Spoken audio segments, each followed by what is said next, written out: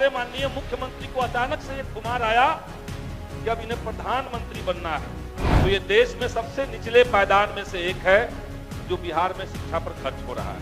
अभ्यर्थी आंदोलन करते रहे, सरकार उन पर लाठियां चलवाती रही और हमारे मुख्यमंत्री कान में तेल डाल करके सोते रहे। बिहार की शिक्षा व्यवस्था नीचे से लेकर के ऊपर तक सड़ी हुई शिक्षा व्यवस्था है। झांसा दे रहे हैं आप बिहार में रोजगार के नाम पर। मल्टी लेयर्स गड़बड़ियां बीपीएससी की परीक्षा में हुई है। नमस्कार, आप लाइव सिटीज देख रहे हैं। आपके साथ मैं हूं वसीम खान। देखिए, बीपीएससी प्रारंभिक परीक्षा में मल्टी लेवल गड़बड़ी हुई है और दूसरे तरफ देखिए डोमिसाइल की चर्चा। सीएम की जिज्ञासा जगी है और परीक्षा रद्द होने की बात सदन में देखिए खूब सवाल किए गए और विधायक संदीप सौरभ ने सब कुछ पटल पर रखा। मगर सीएम नीतीश की जिज्ञासा और परीक्षा रद्द करने की बात सबसे पहले आप विधायक संदीप सौरभ को सुनिए। माननीय उपाध्यक्ष महोदय, आज शिक्षा पर चर्चा हो रही है और सरकार ये दावा कर रही है कि हम 19% बजट का एजुकेशन के ऊपर खर्च कर रहे हैं। बाहर से सुनने में लगता है कि बहुत बड़ी रकम है, लेकिन ये प्रति व्यक्ति अगर खर्च के लिहाज से देखा जाए तो ये देश में सबसे निचले पायदान में से एक है जो बिहार में शिक्षा पर खर्च हो रहा है। सरकार ने हाल में कास्ट सर्वे का रिपोर्ट लाया था और उसमें एक बात हमने देखा कि 31% बच्चे जो +2 की पढ़ाई पूरी कर लेते हैं उन्हें डिग्री कॉलेज में जगह नहीं मिल रही है। क्योंकि 20 साल से ये सरकार जो चल रही है एनडीए की, 20 साल से इन्होंने एक नीति बना के रखी थी कि अगर अनुमंडल में कोई डिग्री कॉलेज होगा तो हम और नहीं खोलेंगे। इसी सदन में हमने पालीगंज में डिग्री कॉलेज की मांग की थी। सरकार ने कहा कि अनुमंडल में एक है तो दूसरा नहीं खोलेंगे। अच्छी बात है कि इस बार सरकार ने कहा है कि ब्लॉक लेवल पे हम खोलेंगे। हम इस बात का इंतजार करते हैं कि पूरे बिहार के अंदर सभी प्रखंडों में डिग्री कॉलेज कब खुले। महोदय, बिहार की शिक्षा व्यवस्था नीचे से लेकर के ऊपर तक सड़ी हुई शिक्षा व्यवस्था है। पढ़ाई लिखाई का जो क्वालिटी है वो कचरा है और जिस राज्य के अंदर शिक्षा ठीक नहीं होगी, निश्चित तौर से वहां पर परीक्षा ठीक नहीं हो सकती। हाल में बिहार में बीपीएससी की 17वीं परीक्षा हुई। 4 साल से अभ्यर्थी आंदोलन कर रहे हैं। 13 दिसंबर को जो परीक्षा हुई थी महोदय, उस परीक्षा का समय था 12 बजे से लेकर के 2 बजे तक। लेकिन 1 बजे हमने देखा कि सोशल मीडिया पर उसका पेपर वायरल हो गया, पेपर लीक हो गया। कई सारे सेंटर्स पे जयमन काम नहीं कर रहे हैं। अभ्यर्थी आंदोलन करते रहे, सरकार उन पर लाठियां चलवाती रही और हमारे मुख्यमंत्री कान में तेल डाल करके सोते रहे। किसी पे कोई जवाब अभी तक नहीं आया। 2 परीक्षाएं हो गई, 13 दिसंबर को और 4 जनवरी को। 2 परीक्षाओं में कॉमन रिजल्ट जब आयोग ये कह रहा है कि हम नॉर्मलाइजेशन नहीं करेंगे, तो कॉमन रिजल्ट आखिर किस मेथड से दिया गया ये आज तक किसी को पता नहीं चला। हम लोग को नहीं बताया गया कैसे आपने कॉमन रिजल्ट दे दिया। 13 दिसंबर की परीक्षा में जितने बच्चे बैठे उसमें से 6% बच्चे उत्तीर्ण होते हैं, लेकिन 4 जनवरी की परीक्षा में जो बच्चे बैठे उसमें 20% उत्तीर्णता का प्रतिशत है। महोदय, ये इतना बड़ा गैप कैसे आ गया? यानी शुरुआत से लेकर के अंत तक मल्टी लेयर्स गड़बड़ियां बीपीएससी की परीक्षा में हुई है और इसलिए हम सरकार से कहेंगे कि उस परीक्षा को रद्द करके आप री एग्जाम कराइए।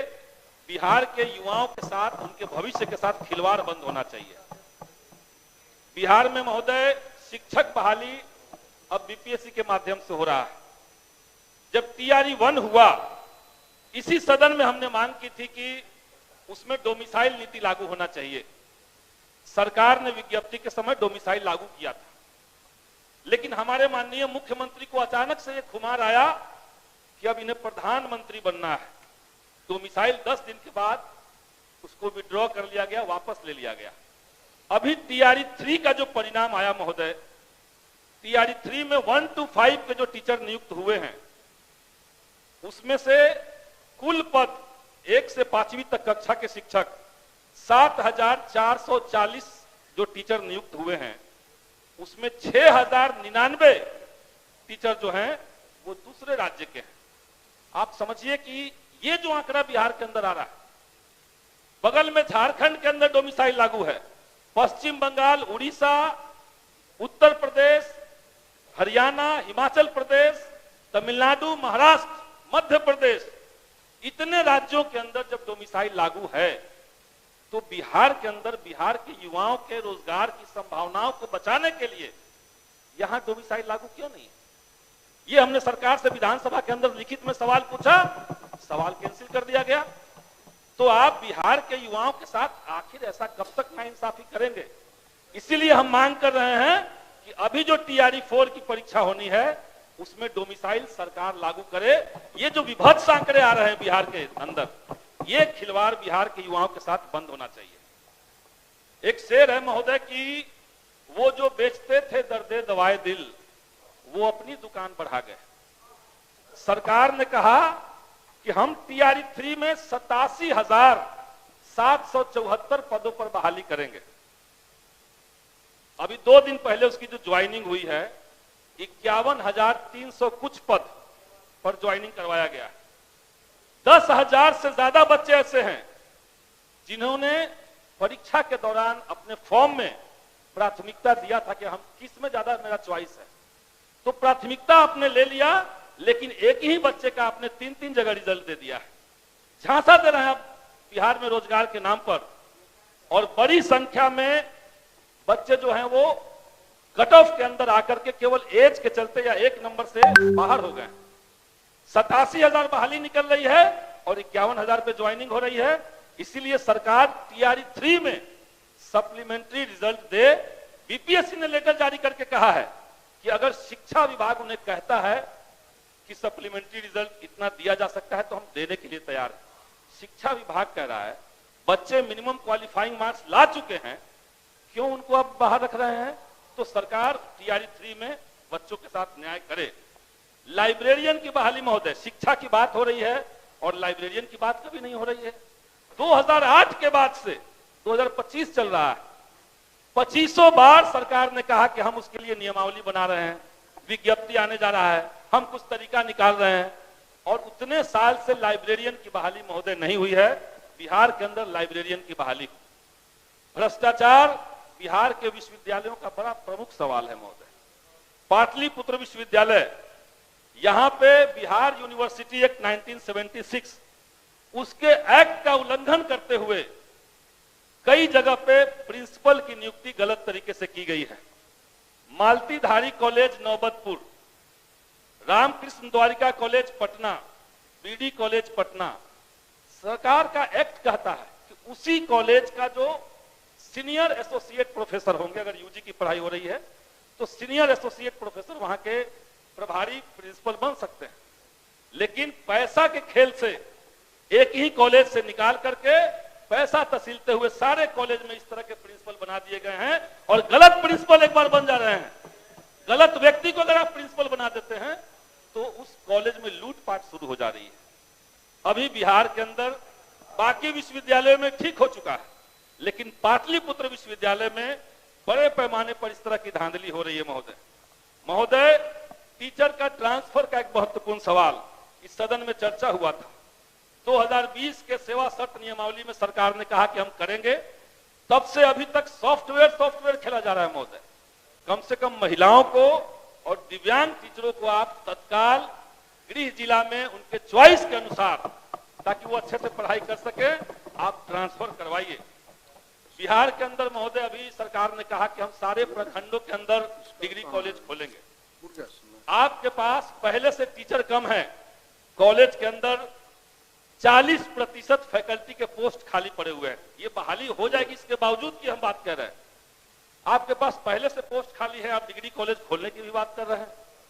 तो जो गेस्ट टीचर हैं जिनका अपॉइंटमेंट UGC रेगुलेशन के मुताबिक हुआ, रोस्टर का पालन करते हुए हुआ, बिहार सरकार ने 1984 में उनको परमानेंट भी किया था, बगल में उड़ीसा ने किया, हिमाचल प्रदेश ने किया।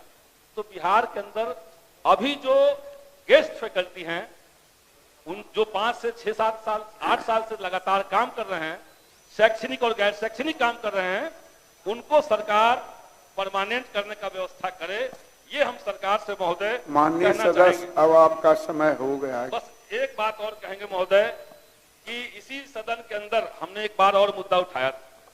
बिहार के स्कूलों के अंदर सरकार ने आउटसोर्सिंग एजेंसी का एक मेथड बनाया था।